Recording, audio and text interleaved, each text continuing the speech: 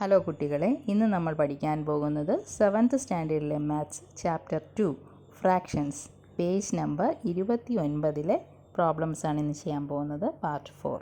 First problem. There are 35 children in a class. 3/5 of them are girls. How many girls are there in the class? ഒരു ക്ലാസ്സിൽ 35 കുട്ടികളാണ് ഉള്ളത്. ഇതിൽ 3/5 പേർ പെൺകുട്ടികളാണ്. ക്ലാസ്സിൽ എത്ര പെൺകുട്ടികളുണ്ട്?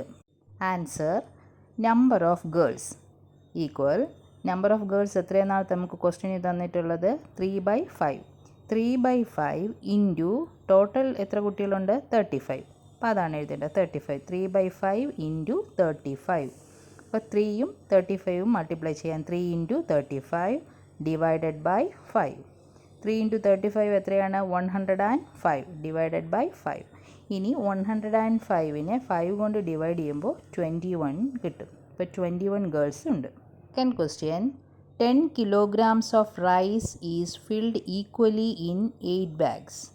If the rice in 3 such bags are taken together, how many kilograms would that be? 10 kilogram അരി 8 ബാഗുകളിൽ തുല്യമായി നിറയ്ക്കുന്നു. അത്തരം 3 ബാഗുകളിലെ അരി ഒരുമിച്ച് എടുക്കുകയാണെങ്കിൽ അത് എത്ര കിലോഗ്രാം ആയിരിക്കും?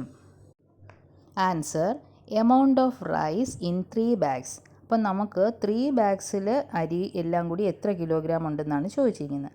അപ്പോൾ എങ്ങനെ എഴുതാം? 3 ഡിവൈഡഡ് ബൈ മൊത്തം എത്ര ബാഗ്സ് ഉണ്ട്? 8. അതാണ് ഡിനോമിനേറ്റർ ആയിട്ട് എഴുതേണ്ടത്. 3/8 ഇൻറ്റു ആകെ എത്ര കിലോഗ്രാം അരിയുണ്ട്? 10 കിലോഗ്രാം അല്ലേ? അപ്പോൾ 10.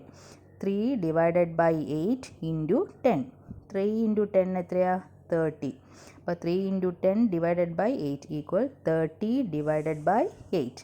30യെ 8 കൊണ്ട് ഡിവൈഡ് ചെയ്യുമ്പോൾ 36/8 എന്ന് കിട്ടും. ഈ 6ഉം 8ഉം ഒരേ ടേബിളിൽ വരുന്നുണ്ട്, 2ൻ്റെ ടേബിളിൽ വരുന്നുണ്ട്. അപ്പോൾ 2 കൊണ്ട് ഡിവൈഡ് ചെയ്യാം. 6നെ 2 കൊണ്ട് ഡിവൈഡ് ചെയ്യുമ്പോൾ എത്രയാണ്? 3. 8 2 കൊണ്ട് ചെയ്യുമ്പോൾ 4 ആണ് അല്ലേ? അപ്പോൾ 3/4 kilograms എന്ന് കിട്ടും. Next problem. The area of the rectangle in the figure is 27 square centimeters. It is divided into 9 equal parts. What is the area of the darker part in square centimeter? ചിത്രത്തിലെ ചതുരത്തിൻ്റെ area 27 square centimetre ആണ്. ഇത് 9 തുല്യ ഭാഗങ്ങളായി വിഭജിച്ചിരിക്കുന്നു. ഇരുണ്ട ഭാഗത്തിൻ്റെ area എത്ര square centimetre ആണ്? അപ്പോൾ നമുക്ക് ആൻസർ ചെയ്യാം. Answer: area of darker part equal. അപ്പോൾ നമുക്ക് ഏരിയ ഓഫ് ഡാർക്കർ പാർട്ടാണ് കാണേണ്ടത്. അപ്പോൾ ഡാർക്കർ പാർട്ട് എത്രയാണ്? എത്ര ഷെയ്ഡ് ചെയ്തിരിക്കുന്ന? 5 ഡിവൈഡഡ് ബൈ മൊത്തം എത്ര പാർട്ടുണ്ട്? 9 ഇൻറ്റു അതിൻ്റെ ഏരിയ എത്രയാണ്? ആ റെക്റ്റാങ്കിളിൻ്റെ 27 അല്ലേ? അങ്ങനെയാണ് എഴുതേണ്ടത്. അപ്പോൾ ആദ്യം നമുക്ക് കാണേണ്ട darker part divided by total part into എത്ര ഏരിയ ആണ്, അതാണ് ചെയ്യേണ്ടത്. അപ്പോൾ 5 divided by 9 into 27. 5 into 27 divided by 9. 5 into 27 എത്രയാണ്? 135 ഡിവൈഡഡ് ബൈ 9. അപ്പോൾ 135നെ 9 കൊണ്ട് ഡിവൈഡ് ചെയ്യുമ്പോൾ 15 സെൻറ്റിമീറ്റർ സ്ക്വയർ അല്ലെങ്കിൽ സ്ക്വയർ സെൻറ്റിമീറ്റർ എന്ന് കിട്ടും.